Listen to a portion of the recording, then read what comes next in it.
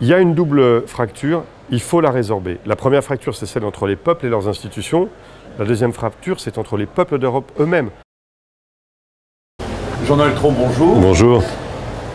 Aujourd'hui a eu lieu une table ronde qui reprenait le titre de votre livre. Et si on recommençait par la culture, alors c'est un livre qui est en deux parties. Et la première partie porte sur le numérique et l'Europe, le lien entre le numérique et l'Europe. Quel est le constat que vous dressez ? Si on voulait le résumer, je résumerais en prenant en fait le sous-titre du titre de livre qui est Plaidoyer pour la souveraineté européenne. Et le constat que je fais, que nous sommes beaucoup à faire, c'est qu'en perdant sa souveraineté numérique, ce qui est un constat de fait, l'Europe perd sa souveraineté sur beaucoup d'autres plans, et notamment le plan culturel. Alors, dire que l'Europe a perdu sa souveraineté numérique, c'est une formule, ça s'illustre de manière très concrète. Et dans ce livre, comme on m'a demandé en fait de partager ma propre expérience, je reviens sur 14 ans de ma vie professionnelle, puisque j'ai commencé ma carrière dans l'informatique, dans une entreprise américaine. J'ai ensuite participé à un certain nombre de travaux sur l'ouverture à la concurrence, notamment des secteurs des télécommunications. Puis pendant 5 ans, j'ai été le conseiller du Premier ministre entre 1997 et 2002. Et c'est à cette époque que nous avons porté une politique publique pour développer l'Internet en France. Politique que j'ai d'abord conçue, puis ensuite supervisée, qui passait notamment par l'ouverture à la concurrence, mais qui passait aussi par une réflexion politique sur les enjeux du numérique. D'ailleurs, la fonction que j'occupais était celle de conseiller pour la société de l'information du Premier ministre. Ce n'était pas conseiller pour l'Internet ou pour les technologies.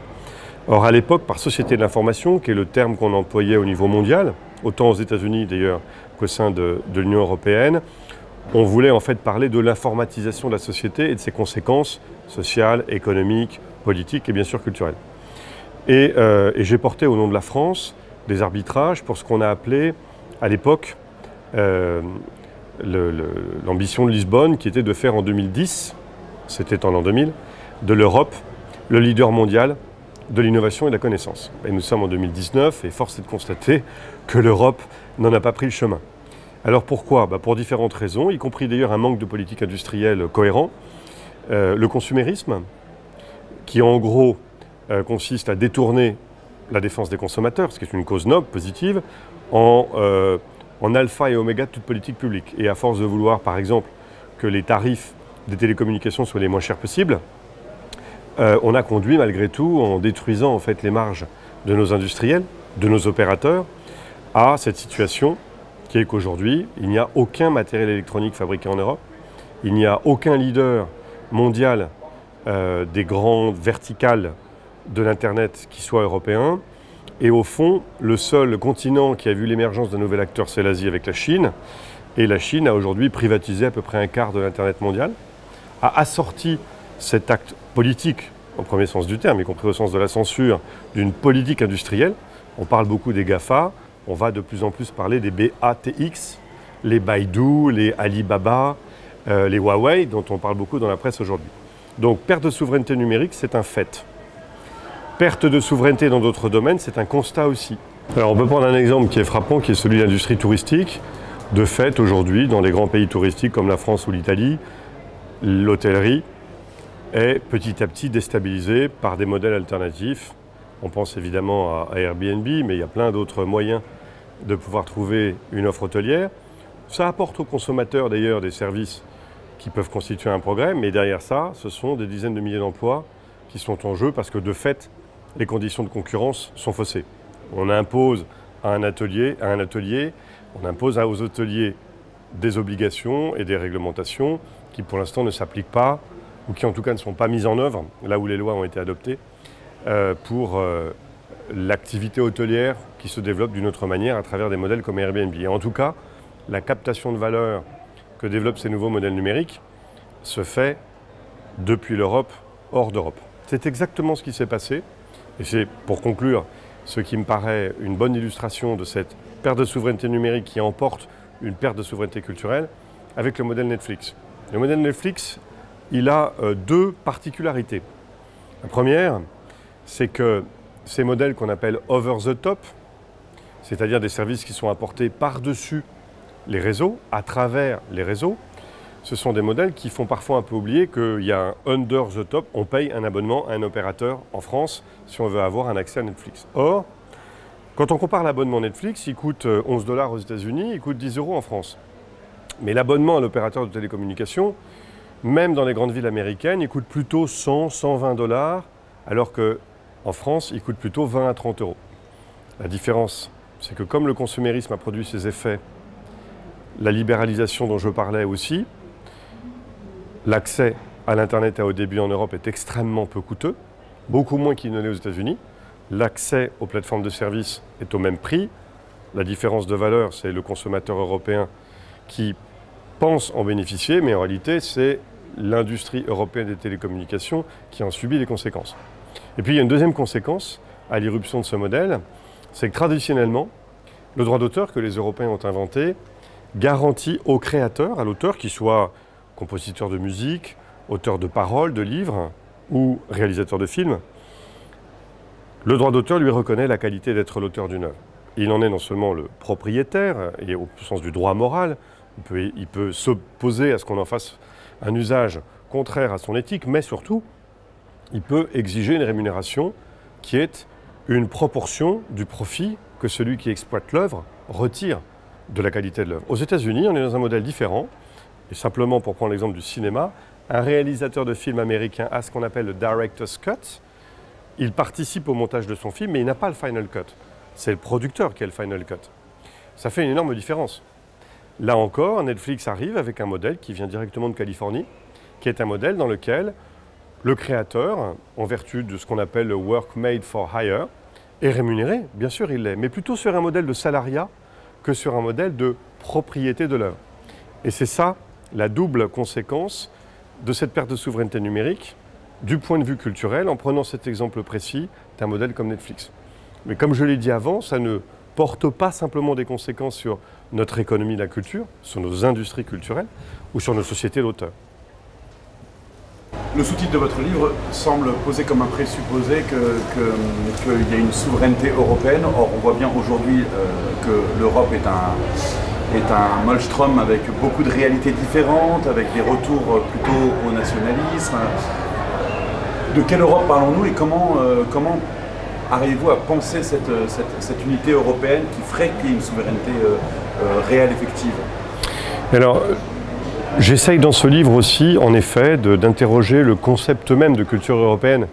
Parce que le mot culture renvoie souvent, d'ailleurs en France, à l'idée de politique culturelle, à l'idée d'un champ défini d'organisation de l'État, le ministère de la Culture, ou dans le domaine des collectivités locales, d'action pour les secteurs culturels. Mais derrière ça, il y a une question qui est une notion beaucoup plus large, qui en gros, entre l'opposition entre nature et culture, fait une identité. Et de ce point de vue, ce qui me frappe, c'est que d'abord, on associe trop souvent Europe à Union européenne. Or, de fait, aujourd'hui, un certain nombre de pays qui ne sont pas dans l'Union européenne sont au cœur de la civilisation européenne.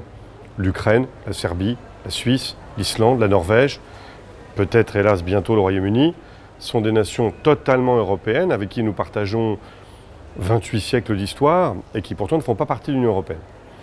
Deuxième point, quand en 1957, les Européens ont décidé de créer ce qui à l'époque était la communauté européenne, c'était évidemment miraculeux. On était moins de 10 ans après la division de l'Europe avec le mur de Berlin et le rideau de fer. On était moins de 15 ans après le naufrage européen qu'a constitué la Deuxième Guerre mondiale et on ne pouvait pas demander à ceux qui ont créé les communautés européennes de faire autre chose que ce qu'ils ont fait, c'est-à-dire un marché unique avec l'idée d'aider au redressement économique de l'Europe dans une vision libérale. Et qui nous a été bien utile parce qu'elle a quand même contribué à apporter la prospérité au peuple d'Europe. Mais on a un peu vite oublié que c'est un moment de l'histoire de l'Europe. Encore une fois, l'Europe est un continent avec derrière une civilisation de 28 siècles. C'est un moment de l'histoire de l'Europe qui est le pire de tous les moments de 28 siècles d'histoire européenne. Pour la première fois dans son histoire, l'Europe n'est plus souveraine. Elle est sous occupation soviétique à l'Est, elle est sous domination américaine à l'Ouest. Et donc, les Européens sont divisés comme ils ne l'ont jamais été. Et au fond, c'est ce qu'on a un peu oublié au moment de la chute du mur. Parce que pour ma génération, en tout cas l'Europe, ça n'est pas d'abord la paix. Moi, je suis une génération qui n'a pas connu la guerre. Et donc, évidemment, la perspective de la paix est une des choses que nous aimons dans le bonheur d'être européen, mais ça ne définit pas un Européen. La paix, la prospérité, la démocratie, l'économie de marché, ça n'est pas l'identité de l'Europe. Un pays comme la Nouvelle-Zélande est un pays prospère, en paix, démocratique, à économie de marché. Ça n'est pas un pays européen. Et à l'inverse, certains pays d'Europe, on parlait de l'Ukraine, ne sont pas aujourd'hui des pays en paix, ce sont des pays dans lesquels la démocratie est menacée. Et donc, c'est donc le deuxième propos du livre. La question de l'identité de l'Europe est une question qui, me semble-t-il, ne devrait pas être éludée. D'abord parce qu'il n'y a pas de raison de la laisser au nationalisme. Souveraineté, identité ne sont pas en soi des gros mots. Ce sont des éléments constitutifs aussi de l'aventure démocratique. Ensuite, parce qu'il y a un choix à faire pour une Europe de puissance, et pas simplement pour une Europe de paix. Une Europe qui s'affirme, qui s'assume, qui se protège. Une Europe qui exporte son modèle culturel. Et de ce point de vue, mes propres expériences, pour avoir par exemple lancé Canal+ au Vietnam, avoir développé Canal+ en Afrique, c'est d'avoir été confronté avec des modèles de politiques publiques qui sont des politiques assumées de soft power, d'impérialisme culturel, d'influence et de protectionnisme de leur économie de la culture. À ce titre aussi, et je vais peut-être terminer par là, le livre formule un certain nombre de propositions dont certaines ont déjà été depuis longtemps évoquées. Je prendrai un ou deux exemples. Dans les années 70, donc, la Commission européenne formule un certain nombre de propositions. Créer dans tous les musées d'Europe une salle européenne. Créer 365 programmes audiovisuels pour que sur les chaînes qui à l'époque étaient quasiment partout publiques, il y ait des récits, des informations, des programmes de météo, des documentaires qui parlent de ce qui se passe dans d'autres pays d'Europe. Et, proposition que je trouve intéressante et que je reprends, créer un manuel d'histoire commun pour tous les Européens. Les Français et les Allemands l'ont fait il y a une quinzaine d'années, ça n'a pas marché. Ce que je propose, c'est d'aller un peu moins loin, mais d'aller plus loin qu'aujourd'hui. Un peu moins loin, faire un programme d'histoire commun aux Français, aux Polonais, aux Portugais, aux Allemands, c'est a priori difficile. Il y a une partie de nos histoires nationales qu'il est important que nos enfants connaissent, mais qui n'ont peut-être pas vocation à être partagées avec tous les peuples d'Europe. A l'inverse, ce que je propose, c'est qu'on fasse dans tous les manuels d'histoire un chapitre qui soit l'histoire de l'Europe en tant que continent et civilisation, qui nous permettrait déjà à nous de mieux connaître une partie de notre histoire passée. Et je prends cet exemple que Jean Lacouture a raconté dans son livre sur l'histoire des Jésuites, quand Ignace de Loyola, qui fonde l'ordre, est à Paris avec ceux qui vont être les fondateurs de l'ordre jésuite, ils viennent de plusieurs pays d'Europe. Ils sont à Paris au quartier latin. Il est quartier latin à l'époque, non pas parce qu'on y trouve des ruines romaines, mais parce que 50% des étudiants à Paris, à l'époque, à la Renaissance, viennent d'autres pays d'Europe. Et que le latin est une langue commune aux étudiants du quartier latin. Et donc ça, c'est une proposition très simple, qui n'emporte pas de conséquences budgétaires, sur laquelle certains pays pourraient donner l'exemple. Faire que dans les nouveaux manuels scolaires, il y ait un chapitre qui raconte l'histoire de l'Europe, ça permettrait en plus de rappeler aux Européens que l'Europe n'est pas née en 1957. Voilà le genre de proposition que je partage avec mes lecteurs en formant un vœu, mais qui part d'un constat assez pessimiste en réalité. Vous y avez fait allusion tout à l'heure en parlant des nationalismes. Se creuse aujourd'hui en Europe un double fossé. Un fossé entre les peuples et leurs institutions. Et l'Union, c'est nos institutions. Et ce fossé, il est très préoccupant parce que les politiques indispensables en matière économique, en matière de régulation technique, en matière aussi environnementale, il va falloir que Bruxelles les développe, mais ça n'emporte pas sentiment d'adhésion identitaire. Des politiques, comme celles que j'évoque à propos des manuels scolaires, ou la généralisation de projets comme Erasmus. Attention, Erasmus, c'est en 30 ans 4 millions de bénéficiaires. Rapporté à la population européenne à l'année, ça concerne très peu de gens. Encore aujourd'hui, la plupart des étudiants ne passeront pas par Erasmus. Donc, il y a une double fracture, il faut la résorber. La première fracture, c'est celle entre les peuples et leurs institutions. La deuxième fracture, c'est entre les peuples d'Europe eux-mêmes.